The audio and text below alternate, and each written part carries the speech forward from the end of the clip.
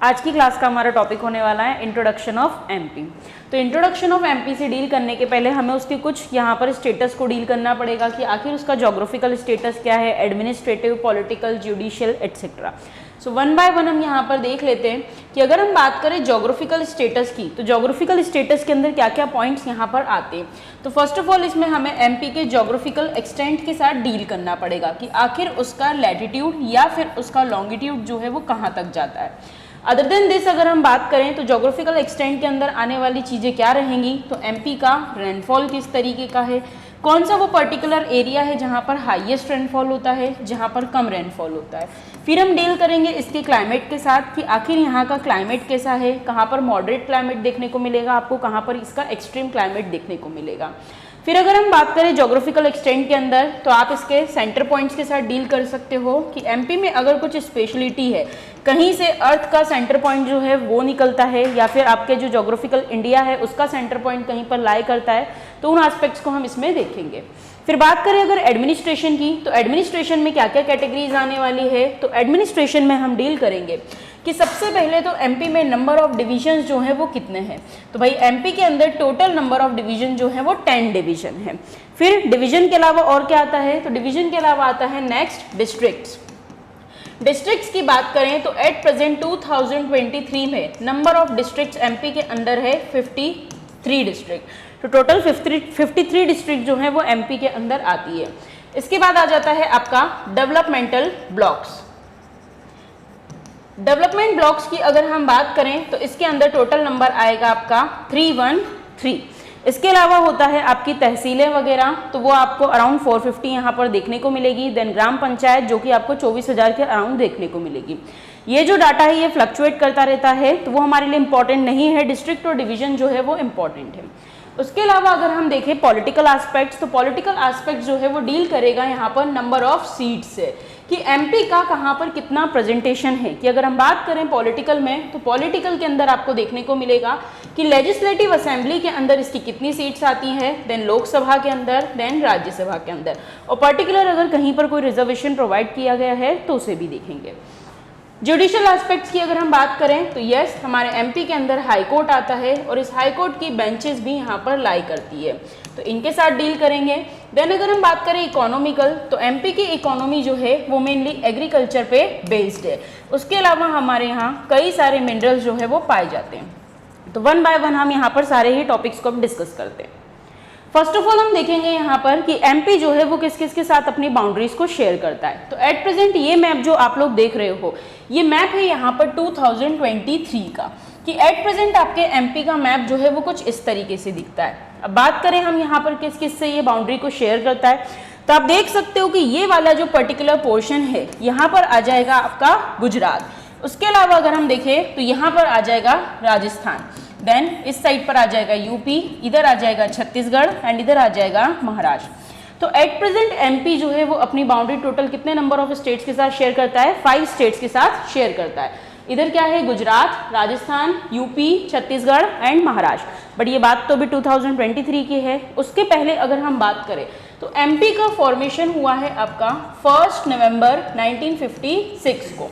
सो उस समय एमपी जो है वो किस किस के साथ अपनी बाउंड्री को शेयर करता था, इसे हमें देखना होगा। तो ये रहा आपका Madhya Pradesh and it also includes Chhattisgarh. तो इस तरीके का एमपी का कुछ शेप होता था। अब नंबर ऑफ स्टेट्स की अगर हम बात करें तो गुजरात के साथ बाउंड्री शेयर करता था। गुजरात के बाद आप इस साइड पे राजस्थान देख सकते हो, देन इधर यूपी आ जाएगा, फिर इस साइड पे बिहार आ जाएगा, देन अगर बात करें इधर उड़ीसा आ जाएगा, यहाँ पर आंध्र प्रदेश। एंड 1960 के बाद का अगर हम स्टेटस देखते हैं तो 1960 में एक स्टेट क्रिएट हुआ था जिसका नाम था महाराष्ट्र। सो हमें तो बस ये याद रखना है कि छत्तीसगढ़ के अलग होने के पहले एमपी जो है वो कितने नंबर ऑफ स्टेट्स के साथ अपनी बाउंड्री शेयर करता था। तो आप देख सकते हैं 1 2 3 4 5 6 7 टोटल नंबर ऑफ स्टेट्स जिससे एमपी अपनी बाउंड्री शेयर करता था 7 हुआ करते थे। एट प्रेजेंट एमपी कितनों से शेयर करता है, 5 स्टेट से शेयर करता है। सो ये आपको बेसिक इसकी बाउंड्रीज के बारे में इंफॉर्मेशन याद रखनी है। नेक्स्ट इंपॉर्टेंट हम एमपी के लैटिट्यूड और लॉन्गिट्यूड को समझेंगे। तो कहीं पर इसका नदर्न पॉइंट होगा, कहीं पर southern, eastern and then western. तो हम यहाँ पर देखेंगे कि एमपी की जो सबसे सदर्न मोस्ट डिस्ट्रिक्ट है वो कौन सी डिस्ट्रिक्ट है। तो यहाँ पर आप देख सकते हो सदर्न मोस्ट डिस्ट्रिक्ट है इसकी Burhanpur. And northern most district की अगर हम बात करें तो दैट इज मोरेना, मतलब यहाँ पर इसका नदर्न पॉइंट आएगा, यहाँ पर इसका सदर्न पॉइंट आएगा। तो अगर हम लैटिट्यूड वाइज डिस्कस करें तो इसका लैटिट्यूड आपको 21/6 नॉर्थ से लेकर 26/30 नॉर्थ तक देखने को मिल जाएगा। अब अगर हम आ जाते हैं लॉन्गिट्यूड पे, तो लॉन्गिट्यूड में ईस्टर्न मोस्ट पॉइंट आता है सिंगरौली में एंड वेस्टर्न मोस्ट पॉइंट आपको देखने को मिलेगा अलीराजपुर में। तो इसमें भी आपको याद रखना है 74 डिग्री 9 ईस्ट से लेकर ये आपका पहुंचेगा 82 डिग्री 48 ईस्ट तक। तो ये क्या हो गया टोटल इसका लैटिट्यूड और लॉन्गिट्यूड। अब अगर हम किलोमीटर वाइज डील करें तो एमपी जो है वो नॉर्थ से लेकर साउथ तक टोटल 6055 किलोमीटर में फैला हुआ है। एंड अगर मैं बात करूं वेस्ट टू लेकर ईस्ट तक तो 870 किलोमीटर के अंदर इसका एरिया जो है वो आपको देखने को मिलेगा। एमपी के अंदर ईस्ट से लेकर वेस्ट के बीच में अगर हम टाइम डिफरेंस की बात करें तो टोटल 34 मिनट का टाइम डिफरेंस आता है। कितने मिनट का डिफरेंस आता है? 34 मिनट का टाइम डिफरेंस आता है। आपको सन पहले कहाँ देखने को मिलेगा? ईस्ट में देखने को मिलेगा। इट मीन्स सिंगरौली वाले जो है वो उगते हुए सूरज को 34 मिनट पहले देख लेते हैं इन कंपैरिजन टू अलीराजपुर। तो टोटल टाइम डिफरेंस कितना है एमपी के ईस्ट और वेस्ट में? 34 मिनट का टाइम डिफरेंस है। तो ये तो हो गई इसकी basic information, latitude, longitude etcetera. उसके अलावा आपको इसका northern, southern, eastern, western region भी याद रखना है कि सदर्न पॉइंट कौन सा एमपी का? बुरहानपुर। नदर्न कौन सा है? मुरैना। फिर अगर हम बात करें वेस्टर्न मोस्ट कौन सा है? That is Alirajpur and eastern most is Singrauli. इसके अलावा एमपी के अगर हम टोटल एरिया की बात करें कि टोटल एरिया एमपी का कितना है किलोमीटर वाइज, तो टोटल एरिया आपको याद रखना है 308252 स्क्वायर किलोमीटर इसका टोटल एरिया है। बट कई सारी टेक्स्ट बुक में या आपको यहाँ पर 308 and 245 के नाम से भी देखने को मिलेगा। अब इसका क्या रीजन है? तो इसका रीजन है कि छत्तीसगढ़ के अंदर एक पर्टिकुलर वैली है जिसका नाम है Kirar valley and this Kirar valley is disputed. इसको लेकर डिस्प्यूट है कि भाई एमपी बोलता है ये मेरा पार्ट है, छत्तीसगढ़ बोलता है ये मेरा पार्ट है। तो अगर ये छत्तीसगढ़ के हिस्से में चली जाती है तो हमारा एरिया कितना हो जाएगा? 308245। तो क्वेश्चन को ध्यान से पढ़ना है कि एरिया के बारे में वो आपसे क्या पूछ रहा है। तो this is all about basic information of MP. अब हम एमपी की एक बार बाउंड्रीज देख लेते हैं कि कौन कौन सी डिस्ट्रिक्ट एमपी की बाउंड्रीज को यहाँ पर शेयर करती है। तो आपको याद रखना है, जैसे कि आपने देखा इस साइड पर एमपी जो है वो अपनी बाउंड्री किससे शेयर कर रहा है? राजस्थान से। सो अब हम डील करेंगे एमपी की कौन कौन सी डिस्ट्रिक्ट राजस्थान के साथ बाउंड्री को शेयर करती है। तो आप यहाँ पर स्टार्ट करेंगे फ्रॉम मुरैना। मुरैना हो गया, देन आपका यहाँ पर शिवपुर हो गया, then Shivpuri, then Guna, Rajgarh, Agar Malwa, then इधर Mandsaur, Neemuch, then Ratlam and then Jhabua. तो टोटल नंबर ऑफ डिस्ट्रिक्ट जो एमपी अपनी राजस्थान के साथ शेयर करता है 1 2 3 4 5 6 7 8 9 10। तो टोटल डिस्ट्रिक्ट जो एमपी राजस्थान से शेयर करता है कितनी डिस्ट्रिक्ट हो गई? 10 डिस्ट्रिक्ट हो गई, ये याद रखना है। उसके अलावा सबसे छोटी बाउंड्री अगर एमपी किसी के साथ शेयर करता है तो दैट इज गुजरात।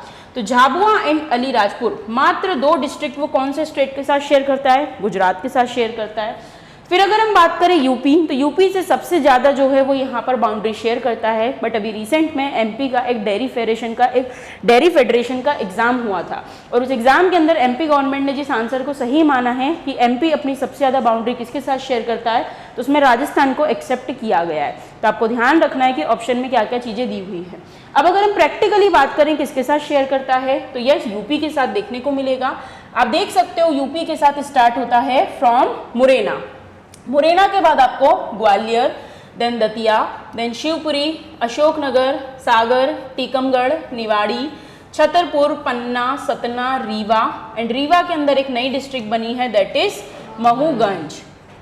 तो महूगंज भी आपको यहाँ देखने को मिलेगा। सीधी से बाउंड्री शेयर नहीं करता है देन सिंगरौली। तो अगर अब हम बात करें टोटल नंबर ऑफ डिस्ट्रिक्ट्स की, तो काउंटिंग कीजिए यहाँ से 1 2 3 4 5 6 7 8 9 10 11 12 13 एंड 14।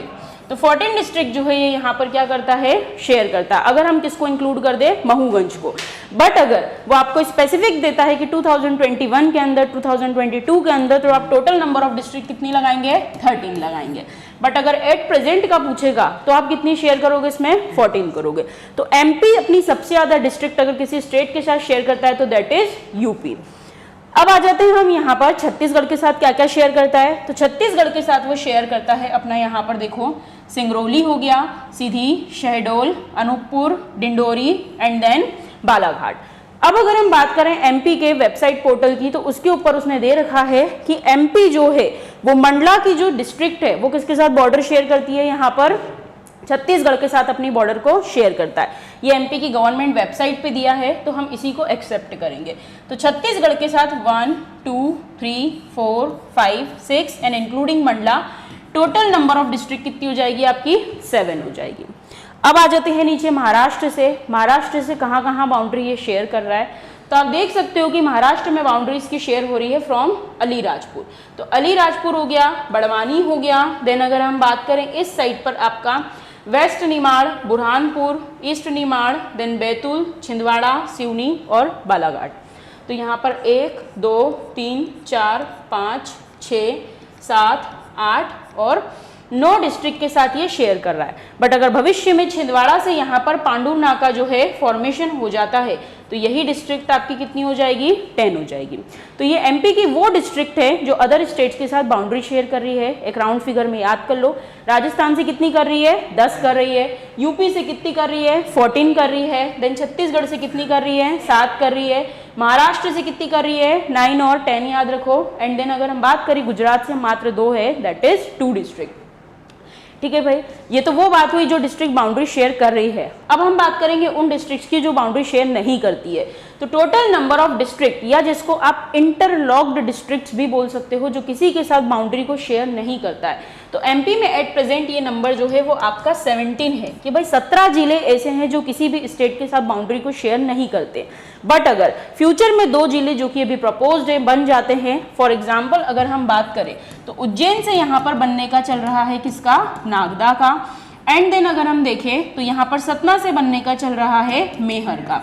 तो अगर भविष्य में नागदा और मेहर का फॉर्मेशन हो जाता है तो इंटरलॉक डिस्ट्रिक्ट के नंबर भी इंक्रीज हो जाएंगे और ये नंबर यहाँ पर पहुँच जाएगा 19 पे। किसी भी चीज़ को रटना नहीं है, आपको इसको कंसेप्ट से याद रखना है कि अगर फॉर्मेशन होता है तो कितना होगा, नहीं हुआ है तो एट प्रेजेंट में कितना है। दिमाग में इमेजिन करते चलना है कि किस साइड पर कौन सी डिस्ट्रिक्ट आती है। नेक्स्ट इस टॉपिक से जो क्वेश्चन बनता है वो ये है कि वो पर्टिकुलर कौन कौन सी डिस्ट्रिक्ट है जो यहाँ पर एक से ज़्यादा स्टेट के साथ बाउंड्रीज को शेयर करता है। अब बच्चे इसको लेकर बहुत ही कंफ्यूज हो जाते हैं कि आखिर हम कैसे याद रखें कौन सी डिस्ट्रिक्ट है कौन सी नहीं है। तो बहुत ही सिंपल है, हम ट्रिक्स के साथ अभी के अभी याद कर लेंगे कि यहाँ पर कौन सा किससे क्या शेयर कर रहा है। तो सबसे पहले हम यहाँ से उठाएंगे झाबुआ से। तो झाबुआ के लिए आपको जो ट्रिक याद रखनी है उसका नाम है झा गुजरा। क्या नाम है, झा गुजरा। इट मीन्स झाबुआ आपकी बाउंड्री शेयर करता है फ्रॉम गुजरात एंड राजस्थान के साथ, तो ये आपको याद रखना है। देन अलीराज की अगर हम बात करें तो अलीराज किसी लड़के के नाम के जैसा लगता है, तो अगर आपको इसको याद रखना है तो आप याद रख सकते हो अलीराज गुम, हमेशा गुम रहता है, मतलब गुजरात हो गया और महाराष्ट्र हो गया। इसके अलावा अगर हम यहाँ पर देखें तो नेक्स्ट आपको देखने को मिलेगा सिंगरौली। सिंगरौली की अगर हम बात करें तो आप ऐसे याद रखो कि सिंगरौली एक लड़की है, उससे कुछ भी पूछ लो तो वो उठाकर आपको उस बात के 36 उत्तर देती है, 36 जवाब देती है। तो सिंगरौली को आप याद रखो यहाँ पर छत्तीसगढ़ एंड उत्तर प्रदेश। उसके अलावा अगर हम देखें बालाघाट, तो बालाघाट भी 2 स्टेट से बाउंड्री शेयर कर रहा है। अगर थोड़ा भी आप कंसेप्ट से समझते हैं तो खुद समझ सकते हो कि बालाघाट नीचे आ रहा है, तो बालाघाट के इस साइड पे क्या आता है, छत्तीसगढ़, इस साइड पर क्या आता है, महाराष्ट्र। बट स्टिल इसकी भी ट्रिक आपको देखने को मिल जाएगी, दैट इज बाल छत्तीसम। तो आपने देखा यहाँ पर झाबुआ ने बाउंड्री शेयर करी, झा गुजरा हमने याद कर लिया, अलीराजपुर गुम हमने यहाँ पे याद किया, बाल छत्तीसम एंड इधर सिंगरौली के 36 उत्तर। अब आपको 2 डिस्ट्रिक्ट और याद रखनी है। कौन कौन सी डिस्ट्रिक्ट है? तो सबसे पहले आप खुद समझो कौन सी डिस्ट्रिक्ट है। तो एक है मुरैना और एक है यहाँ पर शिवपुरी, जो 2 स्टेट के साथ बाउंड्री को शेयर कर रहा है। अब इसको कैसे याद रखोगे? तो इसकी भी ट्रिक बनाओ। इसको आपको याद रखना है मुराव और इसको आपको याद रखना है शिराव। मुराव शिराव। तो यहाँ अगर बात करें मुरैना, तो मुरैना राजस्थान एंड उत्तर प्रदेश, और शिराव मतलब शिवपुरी राजस्थान एंड उत्तर प्रदेश। तो एमपी की ये वो पर्टिकुलर 5 से 6 डिस्ट्रिक्ट है जो एक से ज़्यादा स्टेट के साथ अपनी बाउंड्री को शेयर करता है। ये क्वेश्चंस प्रीवियसली भी आ चुके हैं और भविष्य में भी आने के चांसेस हैं, तो इन चीज़ों को आपको याद करना है। नेक्स्ट इंपॉर्टेंट यहाँ पर है ट्रॉपिक ऑफ कैंसर, कि एमपी में ट्रॉपिक ऑफ कैंसर कितनी डिस्ट्रिक्ट से निकलती है। तो सबसे पहले तो यहाँ पर नंबर याद करो, टोटल नंबर ऑफ डिस्ट्रिक्ट जिससे ट्रॉपिक ऑफ कैंसर जो है वो क्रॉस होती है वो कितनी है? 14 है। अब इसको याद भी करना पड़ेगा हमको। तो कंपैरेटिवली आप याद रखो कि इंडिया में कितनी जगह से क्रॉस होती है? तो 8 जगह से क्रॉस होती है। तो पहले हम देखते हैं इंडिया का। तो इंडिया में गुजरात, ये देखिए राजस्थान से भी निकल रही है, then Madhya Pradesh, Chhattisgarh, Jharkhand, west Bengal, Tripura and Mizoram. तो टोटल इंडिया के अंदर ये 8 स्टेट से क्रॉस होती है। बट चूंकि हमें एमपीपीएससी के पर्सपेक्टिव से देखना है, तो एमपी में टोटल 14 डिस्ट्रिक्ट से ये क्रॉस होती है। अब कैसे आप याद रखोगे? तो हम इसको इस तरीके से याद रख सकते हैं कि फॉर सपोज हमने यहाँ पर किसी का नाम लिखा, दैट इज राजू, कि कोई पर्टिकुलर व्यक्ति है जिसका नाम है राजू। अब राजू जो है उसको हमने यहाँ पर जो बोल दिया है कि आप लोगों के ऊपर राज करेगा। तो अभी कैसे याद रखना है आपको? तो मैंने आपको कहा आज से राजू आप पर राज करेगा, तो आप लोगों ने मुझे पलट के जवाब दिया कि नहीं मैम, अगर राजू हम पर राज करेगा तो हम एक पल के लिए भी इस बात को सह नहीं पाएंगे। क्या बोला मैंने? राजू अगर हम पे राज करेगा तो हम इस बात को एक पल के लिए भी सह नहीं पाएंगे। तो रा से आपको याद रखना है रतलाम, यू से आपको याद रखना है उज्जैन। आपको सीक्वेंस में इसलिए याद रखना है क्योंकि इससे आपको एमपी की डिस्ट्रिक्ट्स भी याद हो जाएगी, भविष्य में रिवर वगैरह भी आपको याद करने में हेल्प मिलेगी कहाँ कहाँ से क्रॉस होती है। तो आपने कहा राजू अगर, तो अगर से क्या हो गया आपका? आगर मालवा। राजू अगर हम पर राज करेगा, तो राज से क्या हो गया? राजगढ़।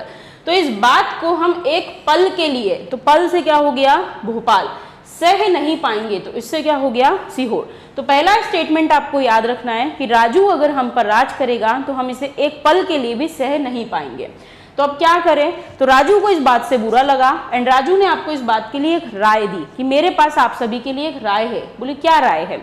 तो उसने आपको राय दी कि तुम लोग यहाँ पर हमारे इंडिया और एमपी को छोड़ो और भागकर कहाँ चले जाओ? विदेश चले जाओ।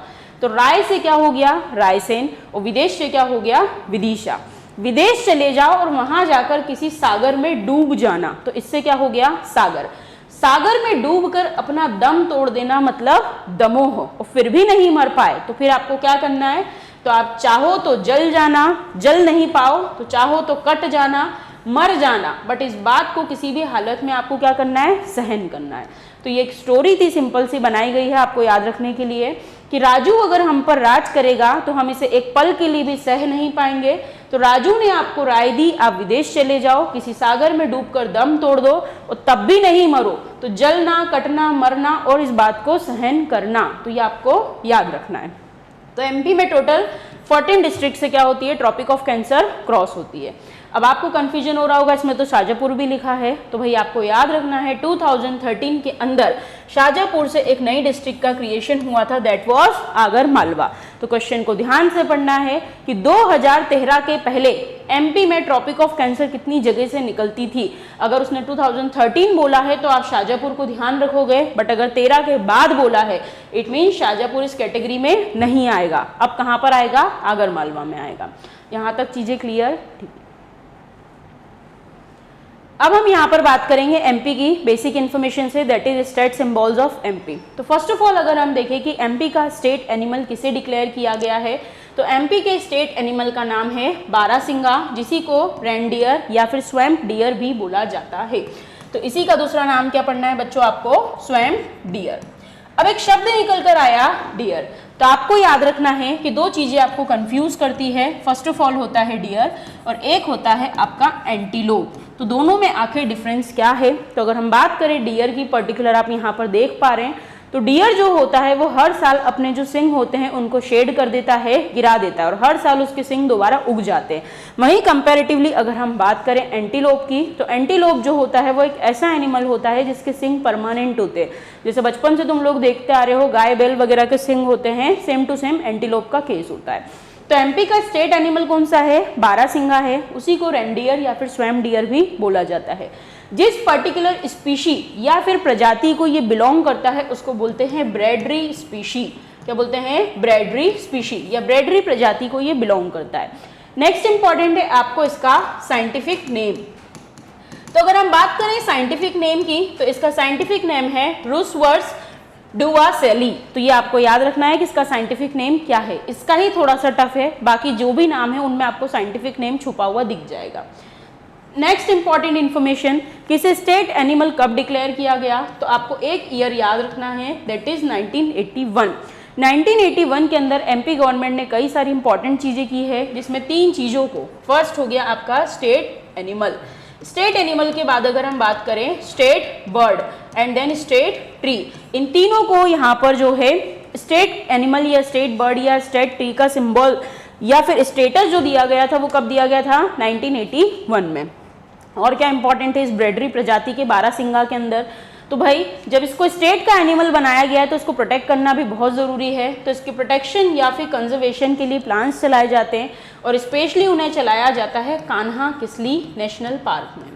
कान्हा किसली नेशनल पार्क जो कि आपको बालाघाट और मंडला वाले रीजन में देखने को मिलेगा। यहाँ पर इसके कंजर्वेशन से रिलेटेड प्रोग्राम्स वगैरह चलाए जाते हैं। 2017 के अंदर यहाँ पर कुछ चेंजेस हुए हैं।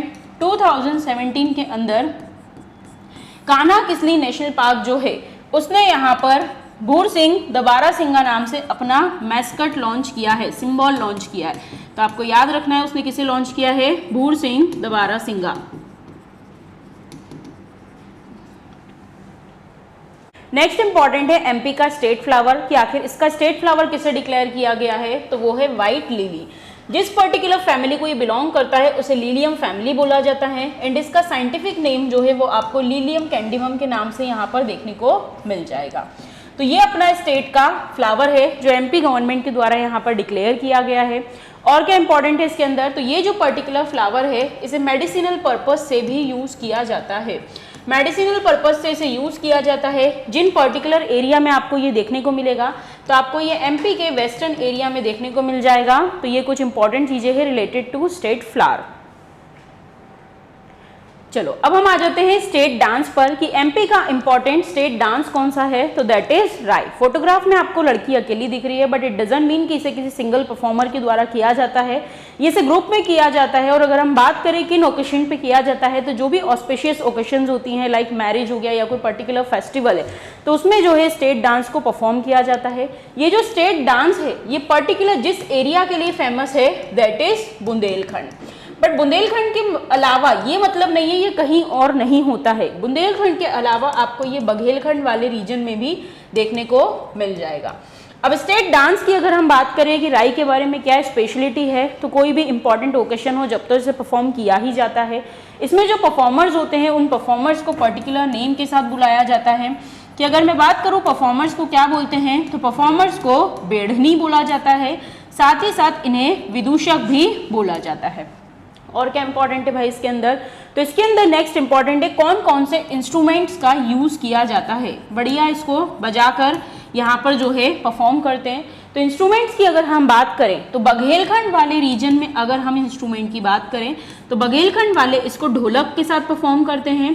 एंड बुंदेलखंड जहाँ की ये स्पेशलिटी है, तो बुंदेलखंड के अंदर इसको मृदंग के साथ जो है वो परफॉर्म किया जाता है। व्हाट एल्स, अगर हम बात करें स्टेट डांस राई की, तो इसमें जो सबसे इंपॉर्टेंट फेमस आर्टिस्ट हैं उनका नाम है Gyaneshwari, and she belongs to Katni. So Gyaneshwari नाम से जो आर्टिस्ट हैं वो कटनी से बिलोंग करती हैं, और वो आपके स्टेट डांस राई के लिए बहुत ही फेमस है। एंड नेक्स्ट इंपॉर्टेंट 2022 के अंदर रिसेंट में एमपी गवर्नमेंट ने राई डांस के लिए यहाँ पर पर्टिकुलर किसी को पद्मश्री दिया है, तो उनका नाम है राम सहाय पांडे। तो राम सहाय पांडे जो कि पर्टिकुलर सागर डिस्ट्रिक्ट को बिलोंग करते हैं, तो राम सहाय पांडे जो सागर के रहने वाले हैं, 2022 में एमपी गवर्नमेंट ने उन्हें क्या दिया है, तो उन्हें पद्मश्री जो है वो यहाँ पर दिया गया है। This is all about state dance राई। यहाँ पर आपके लिए मैक्सिमम इन्फॉर्मेशन कवर हो गई है, तो आपको ये बेसिक चीज़ें यहाँ पर याद रखनी है कि कौन से पर्टिकुलर एरिया का फेमस डांस है ये। तो राई जैसे कि छोटी बूंद के बराबर दिखती है, तो आपको याद रखना है ये बुंदेलखंड का स्पेशल डांस है। नेक्स्ट अगर हम देखें स्टेट बर्ड, तो स्टेट बर्ड जो है उसे दूधराज या फिर शाहे बुलबुल के नाम से भी बुलाया जाता है। अब इसे स्टेट बर्ड जो है वो एमपी गवर्नमेंट ने कब डिक्लेयर किया है, तो थोड़ी देर पहले ही मैंने आपको बताया 1981 में इसे स्टेट बर्ड का दर्जा दिया गया है। और क्या इंपॉर्टेंट है इसके अंदर, तो अगर हम बात करें कि इसका साइज क्या होता है, तो इसका साइज जो है वो आपको 50 से 55 सेंटीमीटर के अंदर देखने को मिल जाएगा। नेक्स्ट इंपॉर्टेंट होती है इसकी टेल, तो टेल की अगर हम बात करें तो ये आपको 30 से 35 सेंटीमीटर के अंदर देखने को मिलेगी। अब इसके कंजर्वेशन के लिए कहाँ क्या प्लान्स वगैरह चलाए जाते हैं, तो आपको दो जगह यहाँ पर याद रखनी है। सबसे पहले धार में आपको याद रखना है एक वाइल्ड लाइफ सेंचुरी है जिसका नाम है सरदारपुर। तो सरदारपुर वाइल्ड लाइफ सेंचुरी जो है वो particular Sardarpur wild life sanctuary वो पर्टिकुलर कौन से एनिमल का कंजर्वेशन करती है, तो दैट इज स्टेट बर्ड दूधराज या फिर शाहे बुलबुल। उसके अलावा अगर हम बात करें तो रतलाम डिस्ट्रिक्ट में भी आपको फेमस देखने को मिल जाएगा सेलाना। तो ये दोनों जगह है जहां पर पर्टिकुलर इस बर्ड को प्रोटेक्शन प्रोवाइड करने के लिए क्या किया जाता है, काम किया जाता है। अब क्या याद रखोगे कि देखो ये दोनों डिस्ट्रिक्ट धार और रतलाम ये आपको एमपी के वेस्टर्न पोर्शन में देखने को मिलेगी। इट मींस ये जो पर्टिकुलर बर्ड है वो कौन से एरिया में पाई जाती है, तो ये आपको एमपी के वेस्टर्न एरिया में देखने को मिल जाएगी। This is all about दूधराज Shah बुलबुल। अब हम आ जाते हैं स्टेट के ट्री पर। बैनियन ट्री आप लोगों ने अपने घर में देखा ही होगा, आपकी मम्मी वगैरह पूजा करने जाती होंगी तो इसे रिलीजियस पर्पस से भी यूज किया जाता है। तो सबसे पहले आपको इसका साइंटिफिक नेम याद रखना है। तो साइंटिफिक नेम है इसका फीकस बैंगलेंसिस। तो फीकस फैमिली को ये पर्टिकुलर ट्री जो है यहाँ पर बिलोंग करता है। उसके अलावा एमपी गवर्नमेंट ने अगेन 1981 में इसे स्टेट ट्री का जो है यहाँ पर दर्जा दिया है। और क्या इंपॉर्टेंट है इस पर्टिकुलर ट्री के बारे में, तो इस पर्टिकुलर ट्री के लिए एमपी में फर्स्ट बैनियन पार्क जो है वो बनवाया जा रहा है। एंड ये जो बैनियन पार्क बनवाया जाएगा ये आपके इंदौर में बनवाया जाएगा। और इंदौर में भी पर्टिकुलर जिस जगह पे बनवाएंगे उसका नाम है बड़गोंदा। तो बड़गोंदा नाम की जो जगह है वहाँ पर बैनियन ट्री के लिए फर्स्ट पार्क खुलने वाला है आपके एमपी में, इंदौर में। तो ये चीज़ें आपको याद रखनी है। This is all about banyan tree. Next है स्टेट का गेम, कि स्टेट का गेम आखिर किसको डिक्लेयर किया गया है, तो वो है मलखम। मलखम आप देख पा रहे हैं किस तरीके से यहाँ पर ये बच्चे इस पर्टिकुलर गेम को परफॉर्म कर रहे हैं। तो ये हमारे एमपी की स्पेशलिटी है। अब अगर हम बात करें इसको एमपी गवर्नमेंट ने कब स्टेट गेम का दर्जा दिया है, तो 2013 के अंदर एमपी गवर्नमेंट ने इसे स्टेट गेम का जो है यहाँ पर दर्जा दिया है। उसके अलावा अगर हम बात करें तो मलखम के लिए स्पेशल एकेडमीज वगैरह भी हैं। तो ये मलखम एकेडमी आपको देखने को मिलेगी उज्जैन में। नेक्स्ट इंपॉर्टेंट अगर हम देखें यहाँ पर, तो इससे रिलेटेड कौन सा फेमस अवार्ड दिया जाता है, क्या नाम है उस अवार्ड का, उसका नाम है प्रभाष जोशी अवार्ड। प्रभाष जोशी अवार्ड जो है वो स्पेशली आपका मलखम गेम से रिलेटेड है। एंड मोस्ट इंपॉर्टेंट चीज 2020 के अंदर ये जो पर्टिकुलर अवार्ड है, अभी तक ये स्टेट अवार्ड होता था बट अब इसे यहाँ पर इंडियन गवर्नमेंट के द्वारा नेशनल स्पोर्ट अवार्ड की कैटेगरी में रखा गया है। तो ये आपको याद रखना है, ये रिसेंट में चेंजेस हुए हैं, सो आपके लिए इम्पॉर्टेंट है। तो this is all about mallakhamb कि एमपी गवर्नमेंट ने कब डिक्लेयर किया इसको, 2013 में किया। इससे रिलेटेड एकेडमी कहाँ पर है, उज्जैन में है। कौन सा अवार्ड देते हैं इसमें, प्रभाष जोशी अवार्ड देते हैं। 2020 में इसमें कौन सी कैटेगरी में रख दिया है, नेशनल स्पोर्ट अवार्ड की कैटेगरी में रख दिया है। नेक्स्ट है स्टेट का ड्रामा। ड्रामा मतलब किसी तरीके की स्टोरीज वगैरह। तो अगर हम बात करें तो एमपी का स्टेट ड्रामा कौन सा है, तो that is March. March drama के अंदर क्या होता है, तो इसके अंदर मालवा से रिलेटेड जो भी लोग स्टोरीज वगैरह हैं, फोक स्टोरीज वगैरह, उनको यहाँ पर दिखाया जाता है। आप देख पा रहे हो इसमें मेल एंड फीमेल कैरेक्टर आपको दोनों देखने को मिलेंगे। तो जो भी इनकी ट्रेडिशनल स्टोरीज वगैरह हैं उनको ये ड्रामा के फॉर्म में यहाँ पर परफॉर्म करते हैं। कब क्यों परफॉर्म करते हैं, तो ये जो है रेनी सीजन को छोड़कर, एक्सेप्ट रेनी सीजन, आपको ये पूरे ईयर में देखने को मिलेगा कि इसे अपने सेलिब्रेशन के तौर पर मनाया जाता है। रेनी सीजन में नहीं मनाते हैं। उसके अलावा लेट नाइट जो है, इसको नाइट का जो पहला पहर बोला जाता है उसके अंदर इसको परफॉर्म किया जाता है। तो ये है हमारे एमपी का स्पेशल स्टेट ड्रामा जिसको मार्च बोला जाता है। नेक्स्ट इंपॉर्टेंट है स्टेट की फिश, उसका नाम है महाशिर। अब महाशिर की अगर हम बात करें तो महाशिर का साइंटिफिक नेम है टोर प्यूटिटोरा, एंड ये जिस फैमिली को बिलोंग करती है उसे टोर फैमिली भी बोला जाता है। अब इसके भी यार आपको एक बार देखना पड़ेगा कि जो अगर हम बात करें महाशिर की तो 2011 के अंदर एमपी गवर्नमेंट ने इसे यहाँ पर स्टेट फिश का दर्जा दिया है। अब बताओ मुझे मछलियाँ कहाँ पर मिलेगी? नदी में मिलेगी। तो जिस रीजन में ये पाई जाती है उसका नाम क्या है? नर्मदा रीजन। नर्मदा रीजन के अलावा आपको 2 डिस्ट्रिक्ट याद रखनी है, that is Khandwa and Khargone. और क्या है? तो भाई इससे रिलेटेड कुछ करंट अफेयर भी है कि अगर हम बात करें महाशिर की तो यस आपको देखने को मिलेगा कि खरगोन डिस्ट्रिक्ट के अंदर एक पर्टिकुलर जगह है जिसका नाम है बड़वाह। तो बड़वाह वाला जो रीजन है वहाँ पर स्पेशली इससे रिलेटेड जो है इसका प्रजनन केंद्र खोला जा रहा है या रिप्रोडक्शन सेंटर जो है वो यहाँ पर ओपन किया जा रहा है। So this is all about mahseer. MP government ने कब डिक्लेयर किया था इसको? 2011 में डिक्लेयर किया था। इससे रिलेटेड रिप्रोडक्शन सेंटर कहाँ पर ओपन हो रहा है? बड़वाह में। बड़वाह कहाँ देखने को मिलेगा आपको? खरगोन में देखने को मिलेगा। चलो अब हम आ जाते हैं स्टेट फ्रूट पर। आम सभी का फेवरेट होता है, तो हमारे एमपी का जो स्टेट फ्रूट है दैट इज मैंगो।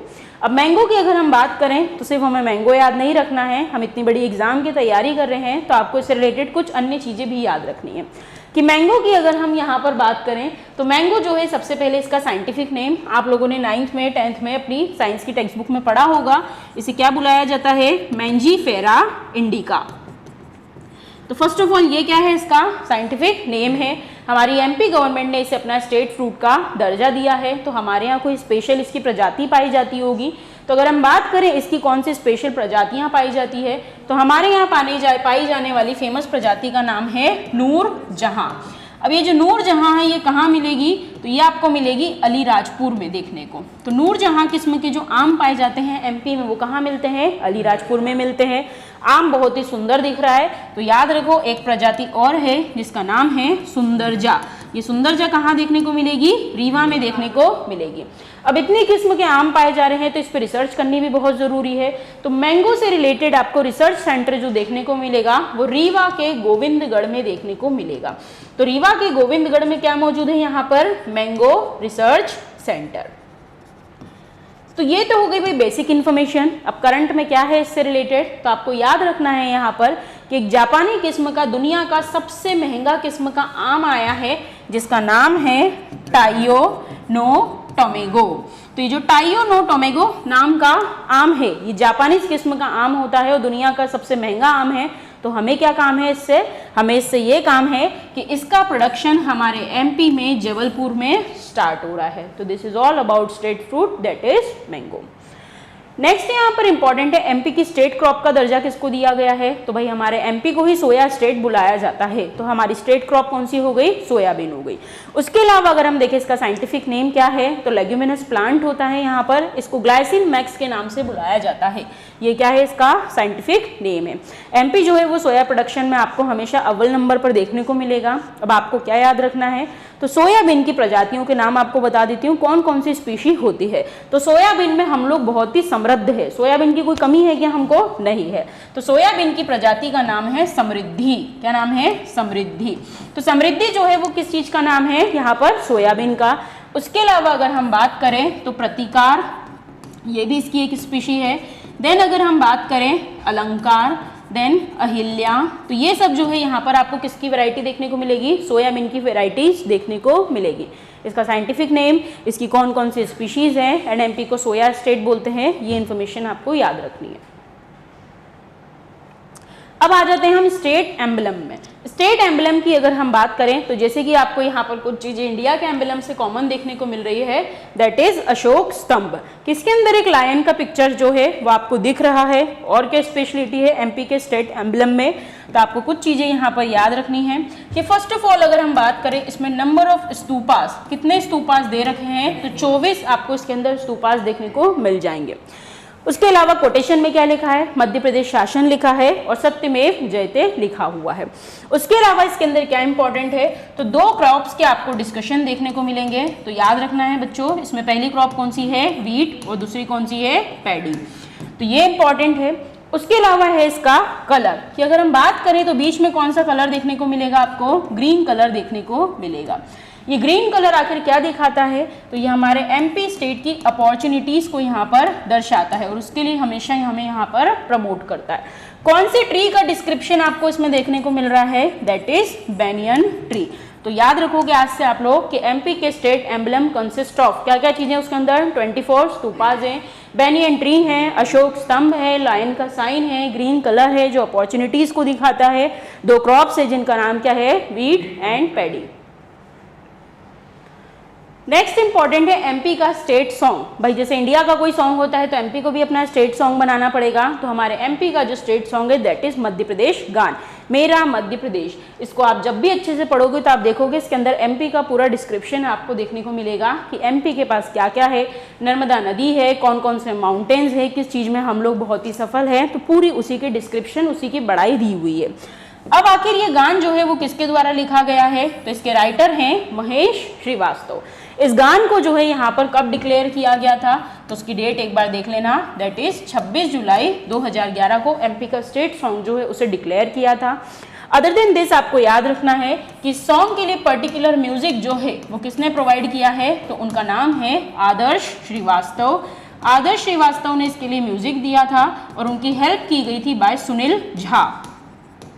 ये हो गया अबाउट म्यूजिक। एंड इसके अलावा अगर हम देखें तो इसको गाया किसने है, तो इट इज संग बाय शान। ये आपको याद रखना है, शान मतलब यहाँ पर हम बात कर रहे हैं अबाउट शांतनु मुखर्जी। तो this is all about song of MP. It is written by Mahesh Shrivastava. अब एमपी के अंदर जो है अलग अलग कैपिटल्स के नाम से भी इसे बुलाया जाता है। तो एमपी की जो सबसे इंपॉर्टेंट अगर हम बात करें एडमिनिस्ट्रेटिव कैपिटल की, तो इसकी एडमिनिस्ट्रेटिव कैपिटल जो है वो कौन सी है, भोपाल। तो ये आपको याद रखना है। कल्चरल कैपिटल की अगर हम बात करें तो वो है जबलपुर। इकोनॉमिक या फिर मैं इसके लिए टर्म यूज कर सकती हूँ commercial capital. And sports capital, तो ये कौन सी है आपकी, इंदौर है। एनर्जी या फिर मैं इसी को बोल सकती हूँ कोल कैपिटल, और ये कौन सी आ जाएगी आपकी, सिंगरौली आ जाएगी। समर कैपिटल, तो हम लोग कहाँ घूमने जाते हैं गर्मी में, पचमढ़ी में जाते हैं, तो this is summer capital. Music capital, कहाँ का म्यूजिक फेमस है, तो दैट इज मैयर या फिर मेहर। मैग्नीज कहाँ पर मिलता है सबसे ज्यादा, तो दैट इज बालाघाट। तो ये एमपी की अदर कैपिटल्स हैं जो आपको यहाँ पर याद रखनी है। अदर नेम्स की अगर हम बात करें तो एमपी को किन किन नामों से बुलाया जाता है, तो जिस चीज़ में हम लोगों के पास स्पेशलिटी है उन सब नामों से हम इसको बुलाते हैं। जैसे कि एमपी में आपको सबसे ज़्यादा रिवर्स देखने को मिलेगी, तो इसी वजह से इसे नदियों का मायका भी बोला जाता है, या फिर इंग्लिश में हम इसे मैटरनल होम्स ऑफ रिवर भी बोल सकते हैं। व्हाट एल्स हमारे पास क्या स्पेशलिटी है, टाइगर की स्पेशलिटी है, लेपर्ड की स्पेशलिटी है। तो टाइगर स्टेट या लेपर्ड स्टेट भी इसे ही बोला जाता है। तेंदुपत्ता में भी हम लोग बहुत ही आगे हैं, तो इसे तेंदुपत्ता स्टेट का दर्जा भी दिया जाता है। इसकी स्ट्रेटेजिक लोकेशन जो कि इंडिया के बीच में है, सेंटर में, तो इस वजह से इसे हार्ट ऑफ इंडिया भी बुलाया जाता है। फॉरेस्ट में भी हमारे पास स्पेशलिटी है, तो उसकी वजह से भी इसका ये नाम आपको देखने को मिलेगा। और क्या क्या है हमारे पास, बताओ क्या बोलते हैं इसको, सोया स्टेट भी बोला जाता है। तो ये सब क्या हो गए, अदर नेम्स ऑफ एमपी। अब हम आ जाते हैं ज्योग्राफिकल के अंदर ही कुछ इंपॉर्टेंट चीजें, कि अगर हम बात करें ज्योग्राफिक सेंटर ऑफ इंडिया तो वो भी हमारे एमपी में ही आपको देखने को मिलेगा। एमपी में कहाँ पर देखने को मिलेगा, तो कटनी डिस्ट्रिक्ट आपको याद रखना है। तहसील का नाम है धीमर खेड़ा, और धीमर खेड़ा के अंदर जो गांव है उसका नाम है मनोहर गांव। क्या इंपॉर्टेंट है इसमें, तो मनोहर गांव जो है इसका नाम किसके नाम पर दिया गया है, पॉलिटिशियन राम मनोहर लोहिया के नाम पे। ठीक है, ये हो गया। तो ये आपका ज्योग्राफिकल सेंटर ऑफ इंडिया, कि इंडिया का सेंटर कहाँ से गुजरता है, तो हमारे एमपी में कटनी से गुजरता है, धीमर खेड़ा के मनोहर गांव से। अब अगर हम बात करें अखंड भारत का बिंदु, कि मतलब अखंड भारत का सेंटर कौन सा है जब इंडिया डिवाइड नहीं हुआ, कंप्लीट इंडिया, तो वो आपको बरसाली में देखने को मिलेगा, बैतूल में। उसके अलावा अगर हम देखें तो अर्थ का सेंटर मोस्ट फेमस है हमारे उज्जैन में है, मंगलनाथ में, तो आप इसको अर्थ सेंटर के नाम से भी बुला सकते हो। तो ये कुछ इंपॉर्टेंट चीजें थी जो आपको याद रखनी है। अब हम आ जाते हैं एडमिनिस्ट्रेटिव स्टेटस पे। एडमिनिस्ट्रेटिव स्टेटस के पहले ज्योग्राफी में कुछ चीजें आपको हम लोग और देख लेते हैं कि अगर हम बात करें ज्योग्राफी के अंदर तो यहाँ पर फर्स्ट ऑफ ऑल हम देख लेते हैं रेनफॉल कि अगर हम बात करें एमपी का एवरेज रेनफॉल कितना है तो भाई ये है 112 सेंटीमीटर। ये एमपी का क्या है? Average rainfall. नेक्स्ट याद करो एमपी में सबसे ज्यादा रेनफॉल कहाँ होती है और सबसे कम रेनफॉल कहाँ होती है? तो सबसे ज्यादा रेनफॉल कहाँ होती है? पचमढ़ी में होती है, तभी तो हम वहां पर घूमने जाते हैं। सबसे कम रेनफॉल कहाँ होती है? भिंड में होती है, गोहद जिले में। सॉरी, भिंड जिला है, गोहद नाम की जगह पे यहाँ पर आपको सबसे ज्यादा रेनफॉल देखने को मिलेगा। नेक्स्ट देख लेते हैं हम एमपी का क्लाइमेट।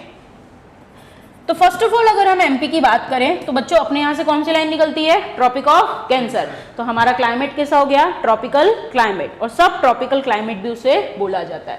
तो एमपी के क्लाइमेट में क्या याद रखोगे आप? ट्रॉपिकल मॉनसून क्लाइमेट, या फिर सब ट्रॉपिकल मॉनसून क्लाइमेट का दर्जा भी हम इसको दे सकते हैं। और क्या याद रखना है? सबसे अच्छा क्लाइमेट कहाँ का है और सबसे एक्सट्रीम क्लाइमेट कहाँ का है? सबसे ज्यादा ठंड कहाँ पड़ती है, सबसे ज्यादा गर्मी कहाँ पड़ती है? तो जैसे कि आप लोग खुद बताते हो कि ग्वालियर वाला जो क्षेत्र है वहां पर बहुत गर्मी पड़ती है, बहुत ठंड पड़ती है, मतलब वो एक्सट्रीम क्लाइमेट वाला रीजन हो गया। तो क्लाइमेट में तुम लोगों को याद रखना है सबसे अच्छा क्लाइमेट हमारा कहाँ का है? मालवा का है। भाई ये तो बड़े बड़े हिस्ट्री में भी लोग बोलकर गए हैं कि मालवा का क्लाइमेट सबसे अच्छा है। किसने बोला था अच्छा? तो चंद्रगुप्त के टाइम पीरियड में एक चाइनीज विजिटर आया था जिसका नाम था फाहियान। उस फाहियान ने बोला था कि अगर भारत के अंदर सबसे अच्छा क्लाइमेट कहीं का है तो वो मध्य प्रदेश के मालवा रीजन का है। तो सबसे अच्छा या मॉडरेट क्लाइमेट कहाँ का है? मालवा का है। सबसे एक्सट्रीम क्लाइमेट की ठंड भी ज्यादा पड़ रही है और गर्मी भी ज्यादा पड़ रही है, ये कहाँ का है? तो इसको क्लब करके लिख दो, मध्य भारत। तो this is all about climate and rainfall. अब हम आ जाते हैं एडमिनिस्ट्रेटिव स्टेटस पे। एडमिनिस्ट्रेटिव स्टेटस की अगर हम बात करें तो हमारे यहाँ पर लेजिस्लेटिव असेंबली में total number of seats MP को कितनी मिली है? 230 मिली है। इसमें से कुछ सीट्स रिजर्व्ड हैं, 82 सीट्स इसमें रिजर्व्ड है। किसके लिए रिजर्व्ड है? एससी के लिए 35, एसटी के लिए 47। राज्यसभा में एमपी को कितनी सीट्स मिली है? 11 सीट्स मिली है। नेक्स्ट है लोकसभा। तो लोकसभा में अगर हम बात करें तो एमपी को टोटल 29 सीट्स मिली है, जिसमें नंबर ऑफ रिजर्व सीट्स कितनी है? 10 है। एससी को इसमें 4 है, एसटी को इसमें 6 है, और ये इनके पर्टिकुलर एरिया है। जो नाम मैंने एक साथ लिखे हैं इसका मतलब है कि इनको एक ही सीट मिली है, देवास और शाजापुर को मिलाकर। वहां पर रतलाम और झाबुआ को मिलाकर भी एक ही सीट मिली है। अब हम आ जाते हैं जुडिशियल स्टेटस पे। जुडिशियल स्टेटस में क्या खासियत है? तो हमारे एमपी में क्या है? हाई कोर्ट है, और हाई कोर्ट कहाँ पर है? जबलपुर में। तो जबलपुर के अंदर आपको एमपी का हाई कोर्ट देखने को मिलेगा। भाई एमपी का फॉर्मेशन हुआ था 1 नवंबर 1956 को। अगेन क्वेश्चन को ध्यान से पढ़ना है कि 1956 के बाद एमपी का हाई कोर्ट कहाँ पर है? जबलपुर में है। बिफोर 1956 एमपी का हाई कोर्ट कहाँ पर था? तो इट वॉज इन नागपुर। अगर हम बात करें एमपी के जबलपुर के हाई कोर्ट की, तो जबलपुर का जो हाई कोर्ट है उसे किसने बनवाया है? तो उनका नाम है हेनरी एल्विन। किसकी मदद से बनवाया है? तो उनका नाम था राजा गोकुल दास। क्या नाम था? राजा गोकुल दास। उनके सहयोग से या उनकी मदद से ही क्या हुआ था? इसका कंस्ट्रक्शन हुआ था। अब इसी हाई कोर्ट की आपको कुछ बेंचेस वगैरह भी हमारे यहाँ देखने को मिलेगी। तो इसकी जो एक बेंच है वो आपको कहाँ देखने को मिलेगी? इंदौर में, और एक बेंच कहाँ देखने को मिलेगी? ग्वालियर में। ये बेंचेस कब स्टैब्लिश की गई है? तो that year is also very important. 1968 में इसको यहाँ पर फॉर्म किया गया है। अभी एट प्रेजेंट यहाँ पर प्रपोज किया गया है भोपाल में कि अगली बेंच अगर एमपी की कहीं पर भविष्य में बनेगी हाई कोर्ट की तो कहाँ बनेगी? भोपाल में, जो कि प्रपोज्ड है। अब हम आ जाते हैं इकोनॉमिक स्टेटस पे। तो इकोनॉमी हमारी मेनली जो है वो किस पे डिपेंडेंट है? एग्रीकल्चर पे आपको डिपेंडेंट देखने को मिलेगी। वैसे तो हमारे यहाँ कई सारी क्रॉप्स होती है, बट फिर भी अगर किसी में स्पेशलिटी है तो that is soybean. And along with soybean आपको यहाँ पर पल्सेस भी अच्छे खासे देखने को मिल जाएंगे, जो कि दालें होती है। नेक्स्ट हमारे पास 20 से भी ज़्यादा जो है आपको मिनरल्स देखने को मिलेंगे, बट अगर हम आगे हैं तो किसमें है? डायमंड में एंड कॉपर में। तो this is all about economy. Next important है old and new names of cities. तो ये भी आपको याद रखने हैं कि आखिर एंशियंट टाइम में उन सिटीज के नाम क्या होते थे। और एट प्रेजेंट हम उन्हें किन नाम से बुलाते हैं। तो फर्स्ट ऑफ ऑल आप यहाँ पर देख पा रहे हैं कि ये कौन सा रीजन है, ग्वालियर वाला रीजन है। तो ग्वालियर का एंशिएंट टाइम में क्या नाम होता था, तो इसे गोपांचल के नाम से बुलाया जाता था। फिर ग्वालियर के बाद आपको ये दतिया डिस्ट्रिक्ट देखने को मिलेगी और इस दतिया डिस्ट्रिक्ट को दिलीप नगर के नाम से बुलाया जाता था। फिर अगर हम बात करें सांची की, तो सांची को काकनाथ के नाम से बुलाया जाता था। आज की क्लास में जब हम इंस्क्रिप्शन पढ़ेंगे तो ये नाम आपको याद रखना है। फिर क्या है आपका सुहागपुर, तो सुहागपुर को क्या बुलाते थे भाई, तो सुहागपुर को विराटपुरी के नाम से भी बुलाया जाता था।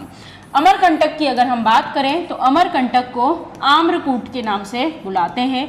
डिंडोरी की अगर हम बात करें तो इसे रामनगर बुलाया जाता है। देन आ जाते हैं हम बालाघाट। बालाघाट की अगर हम बात करें तो बालाघाट को बूढ़ा के नाम से बुलाया जाता है। फिर अगर हम आ जाते हैं खंडवा में, और खंडवा में क्या फेमस है आपका, ओंकारेश्वर। तो ओंकारेश्वर का एंशिएंट नेम हुआ करता था मंधाता। फिर हम आ जाते हैं इधर आपके वेस्टर्न निमाड़ में। वेस्टर्न निमाड़ किसको बोलते हैं, खरगोन को बोलते हैं। ईस्टर्न किसको बोलते हैं, खंडवा को बोलते हैं। तो वेस्टर्न निमाड़ के अंदर आपको यहाँ पर देखने को मिलेगा महेश्वर। तो महेश्वर जो है इसको किस नाम से बुलाते थे, महिष्मती के नाम से बुलाया जाता था। मांडू जो है उसको क्या बुलाते थे, तो मांडू को शादियाबाद के नाम से बुलाया जाता था। देन अगर हम बात करें और क्या रह गया यहाँ पर आपका, तो उज्जैन। तो उज्जैन को किस नाम से बुलाते थे, अवंती के नाम से बुलाते थे। मंदसौर, तो मंदसौर को क्या बुलाते थे, दशपुर बुलाया जाता था। विदिशा, तो विदिशा को आपको बेस नगर या फिर इसे और क्या बुलाया जाता था, भेलसा बुलाया जाता था। तो ये आपके old and new names of cities हैं। यस, अच्छा कटनी रह गया यहाँ पर, तो कटनी को बुलाया जाता था मुरवाड़ा। तो ये आपको एंशिएंट नेम्स जो है सारे के सारे याद रखने हैं। ये मैंने आपको पर्टिकुलर जगह का नाम बताया कि फॉर सपोज अगर हम बात करें यहाँ पर विदिशा की, तो विदिशा को पुराने जमाने में क्या बुलाते थे, बेसनगर या फिर भेलसा बुलाते थे। तो ये हमने पर्टिकुलर लोकेशन की बात करी कि भाई अमरकंटक है तो क्या बोलते हैं, आम्रकूट बोलते हैं। अब हम बात करेंगे पर्टिकुलर एरियाज की, कि जैसे कि अगर मैं बात करूं ग्वालियर, तो पूरे के पूरे ग्वालियर क्षेत्र को किस नाम से बुलाते थे, तो ग्वालियर को बुलाया जाता था वत्स। क्या बुलाते थे, वत्स। कि ग्वालियर एरिया को किस नाम से बुलाते थे, वत्स के नाम से बुलाया जाता था। खजुराहो की अगर हम बात करें तो खजुराहो को क्या बोलते थे, चेदी बोला जाता था। निमाड़ क्षेत्र की अगर मैं बात करूं तो निमाड़ को अनूप के नाम से बुलाया जाता था। शिवपुरी की अगर हम बात करें तो शिवपुरी को नरवर के नाम से बुलाते थे। दमोह की अगर हम बात करें तो दमोह को तुंडीकर के नाम से बुलाया जाता था। तो ये पर्टिकुलर मैंने एरियाज की बात करी है। ग्वालियर को क्या बोलते थे, वत्स बोलते थे। खजुराहो को क्या बोलते थे, चेदी बोलते थे। निमाड़ को अनूप बोलते थे। शिवपुरी को नरवर एंड दमोह को तुंडीकर के नाम से बुलाया जाता था। तो this is all about introduction of MP.